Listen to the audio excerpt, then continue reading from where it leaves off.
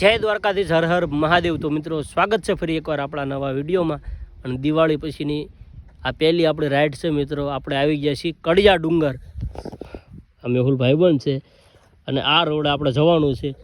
આજુબાજુનો જે વિસ્તાર છે ને મિત્રો એટલો સુંદર છે ને, અત્યારે શિયાળો ચાલુ છે છતાં પણ એકદમ લીલોતરી જ છે। અને ચોમાસામાં તો આ બધી જગ્યા એટલી હરિયાળી લાગે કે એની વાત ના પૂછો। જો જ્યાં જુઓ ને તમને એકદમ ઝાડવા જ દેખાય છે। અને હવે આપણે ટૂંક સમયમાં જ કડિયા ડુંગર પહોંચવાના છીએ મિત્રો। આ રસ્તો કડિયા ડુંગર જાય છે, અત્યારે આરસીસી વાળો રોડ છે સરસ મજાનો। અને ત્યાં જઈને તમને બતાવું કેવું લોકેશન છે। ત્યાંથી તમને બોધની ગુફા છે કડિયા ડુંગર ઉપર, અને આજુબાજુમાં સરસ મજાની હરિયાળી છે। એ બધું જ હું તમને બતાવીશ, તો વિડીયોમાં જોડાયેલા રહેજો, ખૂબ મજા આવવાની છે।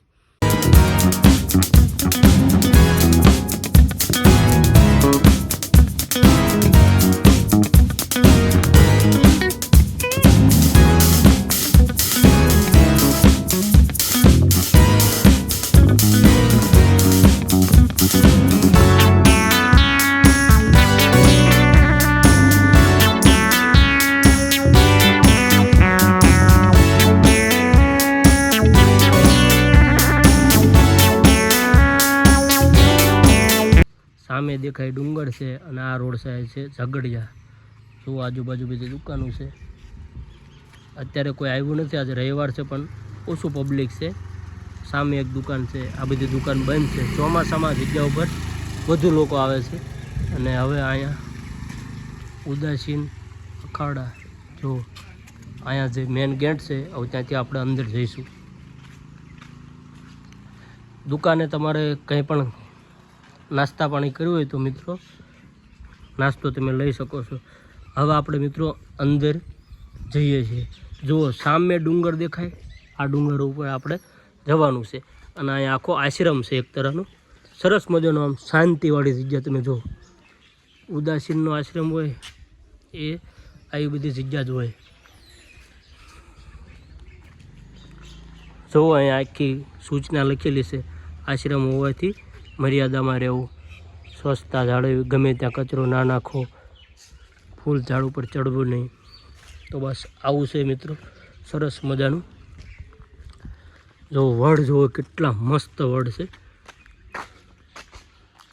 આ બાજુ વડ છે, એક આ બાજુ છે। અને અમને હું તમને જ્યાંથી પગથિયાં આવે એ પણ જગ્યા બતાવીશ। સૌપ્રથમ તો તમે આશ્રમ જુઓ, એકદમ શાંતિ। જો અહીંયા લખ્યું છે બાપાની સમાધિ મંદિર, અખંડ ધોણી, મા મનસા દેવી મંદિર, ગુપ્તેશ્વર મહાદેવ મંદિર, ભીમચોળી, પાંડવ ગુફા। આ બધું આપણે જોવા જવાનું છે, ઉપર છે ગુફાને એવું બધું। અને એક આ રસ્તો જાય છે સમાધિનો છે। અને આ બધે તમે વડ જુઓ, જો મિત્રો આ બાજુ તમે જાઓ એટલે સમાધિ, અને અહીં તમારા બાળકો રમી શકે છે। એકદમ શાંતિથી તમે બેસી શકો છો, સરસ મજાની છે જગ્યા। જુઓ તો મિત્રો તમે જોયો આખો આશ્રમ કેવો છે, સરસ મજાનો છે એકદમ। બધે સૂચના મારેલી છે, અને અહીંયા પાંદરા પણ છે, એટલે તમારો સામાન છે ને એ તમારે સાચવીને રાખવો।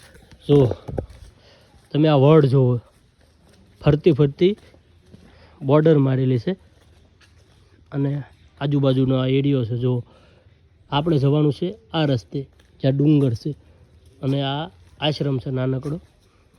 તો મિત્રો હવે આપણે ડુંગર ઉપર ચડીશું। કેટલી મિનિટ લાગે છે એ હું તમને બતાવીશ મિત્રો।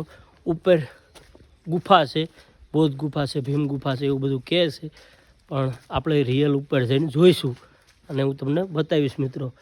પણ મને તો સૌથી વધારે તો નીચેવાળી જગ્યા જ ગમે છે। જો ઉપર તો છે જ સરસ મજાનું, અહીંયા મુખ્ય ગેટ છે, જો ઉપર જવાનું છે। તમે સીસીટીવીનું નજરમાં છો।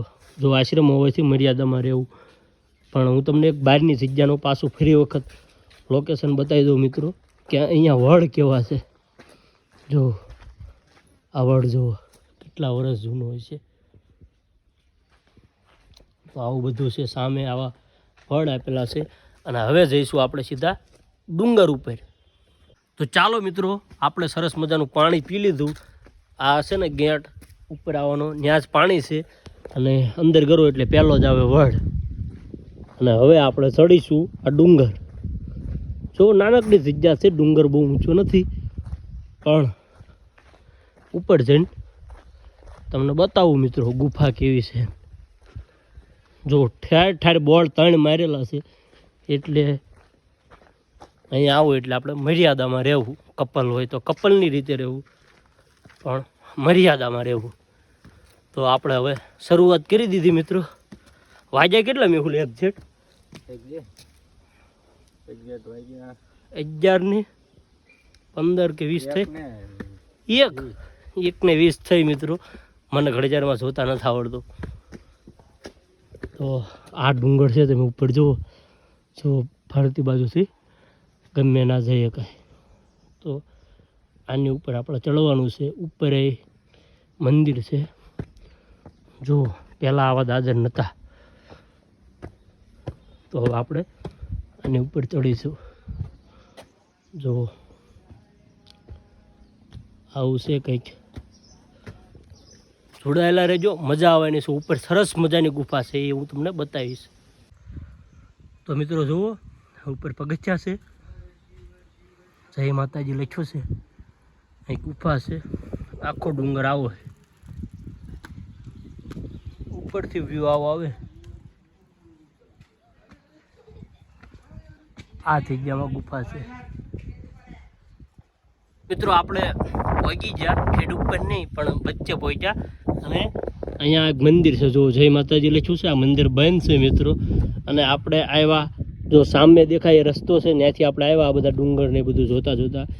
અને આ દાદરથી આપણે નીચે ઉતર્યા. પણ હવે આપણે જવાનું છે, થોડોક અઘરો રસ્તો છે, એ રસ્તેથી આપણે જવાનું છે. સરસ મજાનું છે, એ હું તમને બતાવું મિત્રો. જો આ બધી ગુફા છે, જો સામે કેવું સરસ મજાનું ભોંયડા જેવું છે. અને અહીંયા પણ છે. અને આ દાદર છે. જો હવે આપણે જવાનું છે આ નાનકડા એવા દાદરથી. તો ચાલો મિત્રો જઈએ. જો અહીં થોડીક જગ્યા એવી છે જ્યાં તમારે ધ્યાન રાખવાનું હોય છે. બસ આટલી જગ્યા છે, બાકી તો કોઈ તરહનું રિસ્ક છે નહીં. આટલી જગ્યા ઉપર તમારા નાના બાળકો હોય તો તમારે ધ્યાન રાખવું પડશે. એટલે કે આમ તમે નીચે જુઓ ને એકદમ પાછળથી તો ચક્કર ચડશે, બાકી કશું નથી. જો મિત્રો આ ઉપર ગુફા છે, ત્યાં આપણે જવાનું છે. હું અત્યારે આ જગ્યા ઉપર ઊભો છું. અહીં તમે નીચે પણ જઈ શકો છો, પણ અમારે નીચે નથી જવું. અને હવે આપણે ઉપર જઈશું. તો જોડાયેલા રહો, તમને ઉપર ગુફા બતાવો. અસલી જોવાલાયક તો એ જ જગ્યા છે. હાલે મેહુલ. તો જુઓ, આની ઉપર આપણે ચડીશું. તો મિત્રો ફાઇનલી આપણે ગુફાએ પહોંચી ગયા. જુઓ આ છે બધી ગુફા છે. અંદર બુદ્ધની ગુફા છે. અહીંથી આપણે ઉપર જવાનું છે. અને આ બધી ડિઝાઇન તમે જોઈ શકો છો, એકદમ નેચરલ છે.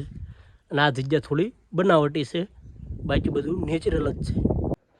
તો મિત્રો જુઓ આવું બધું છે અંદર. તમે ઉપર આવો ને એટલે આવી બધી જગ્યા છે. જુઓ ખડી કરી હોય ને એવું તમને લાગે. તો જો સરસ છે ને, મજા આવે એવું છે. જો અહીં બ્રાસે પડ્યું, આનાથી જ કરી છે. અને ઉપરથી ગોખા છે, અહીંયાથી ઉપરથી આવું દેખાય નજારો. જો અને હવે આપણે અહીંયાથી સીધા બહાર નીકળીશું. જો છે ને સરસ મજાનું છે ને એકદમ. આ જો આ બધું નેચરલ જ છે, ખાલી કલર કરેલો છે. અને આ જે ઈંટડિયું છે કે નહીં, એ બધી બનાવટી છે. બાકી આ બનાવેલું છે, બાકી આ બધું ઓરિજિનલ જ છે. તમે જુઓ અહીં એક મૂર્તિ છે. અહીંથી આપણે બહાર નીકળીશું. તો મિત્રો ફાઇનલી આપણે હવે ગુપ્તેશ્વર મહાદેવનું મંદિર છે, એના દર્શન કરીશું મિત્રો. જો આપણે આ જગ્યા પરથી આવ્યા અને જુઓ આ જે ફેમિલી છે આખું એ દર્શન કરીને જાય છે. બાળકો પણ તમે અહીંયા લાવી શકો છો, પણ તમારા રિસ્ક ઉપર. તો જો હવે આપણે મહાદેવના દર્શન કરીશું. એક તો ડુંગર છે, ડુંગર ઉપર પાછું મહાદેવનું મંદિર છે. જો હું તમને મહાદેવના દર્શન કરાવું. સરસ મજાનું મંદિર છે અહીંયા.